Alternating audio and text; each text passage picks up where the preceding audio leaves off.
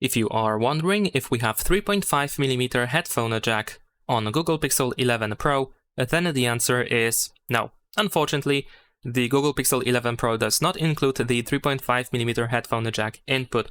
Usually the headphone jack input is at the top or at the bottom of the phone, and in this case, as you can see, well, it doesn't exist. We only have this USB port. And of course, we can use that USB port to connect our wired headphones. So if you do have wired headphones with a USB-C cable, then you can just directly connect it to your phone and it is going to work. But if you have this kind of cable, then you also need to use an adapter that looks, for example, like this. So we have a simple adapter that converts the 3.5mm headphone jack input into USB-C cable. So now we just have to connect our wired headphones to this adapter, and then we connect the adapter to the phone.